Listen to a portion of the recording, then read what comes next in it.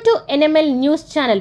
మంత్రితో ముఖాముఖి కార్యక్రమంలో ప్రజల నుంచి వినతులను స్వీకరించి వాటి పరిష్కారానికి అధికారులకు ఆదేశాలు ఇచ్చాం.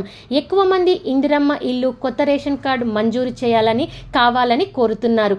ధరణి సమస్యలు, పాస్ పుస్తకాల ఇష్యూపై ఎక్కువ దరఖాస్తులు వస్తున్నాయి.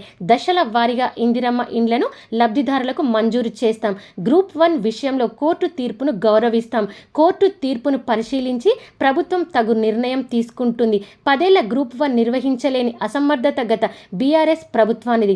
చెర్లపల్లిలోని డ్రగ్స్ తయారీ ఫ్యాక్టరీ కేసులో విచారణ జరిపి నివేదిక సమర్పించాలని ఎక్సైజ్ శాఖ అధికారులకు ఆదేశాలు ఇచ్చాం.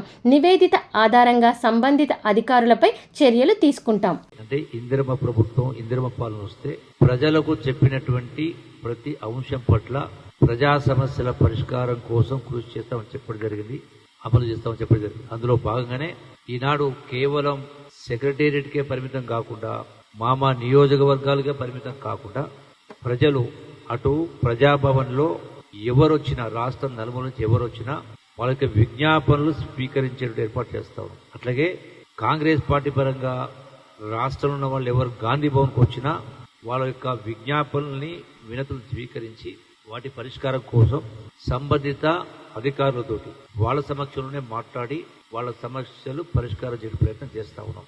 మెజారిటీగా వచ్చినట్టు వినతులు నేను గమనించింది 2. ఒకటి, ఇందిరమ్మ ఇల్లు ఇవ్వండి, డబుల్ బెడ్రూమ్ ఇల్లు ఇవ్వండి అనేటువంటి విజ్ఞాపనలు. రెండవది, భూములకు సంబంధించి ధరణిలో ఇవన్నీ కూడా మేము ఎప్పుడో కొన్నాం, మా పేరు రావటం లేదు, ఎక్స్టెంట్ కరెక్టే లేవు అని రకరకాల వాటికి సంబంధించి. అట్లాగే రేషన్ కార్డు సంబంధించి కూడా కొన్ని విజ్ఞాపనలు వచ్చినాయి. వాళ్ళు ఇచ్చిన విజ్ఞాపన పత్రాల పైన ఎండార్స్మెంట్ చేయడమే కాకుండా వాళ్లకు ఆ సమస్య మొత్తం డీటెయిల్స్ కూడా పొందుపరిచి లెటర్స్ రాసి వాట్సాప్ ద్వారా పంపించి వాళ్ళ యొక్క సెల్ ఫోన్ నెంబర్ తీసుకొని మళ్ళీ వాళ్లకు కమ్యూనికేట్ చేసేటువంటి ఏర్పాటు చేస్తా ఉన్నాం. ఇతర ఒక ల్యాండ్ అక్విజిషన్ కూడా ఇష్యూస్ వచ్చినాయి. 16 గుంటల ల్యాండ్ పోతే 2 ఎకరాల ల్యాండ్ రాసిండని సంబంధిత చీఫ్ ఇంజనీర్తో కూడా వాళ్ళ సమక్షంలోనే మాట్లాడడం జరిగింది. ఇట్లా ప్రతి అంశం పట్ల గ్రామాధికారి నుంచి రాష్ట్ర అధికారి దాకా మాట్లాడి వాళ్ళ సమస్య ప్రయత్నం చేసే కార్యక్రమం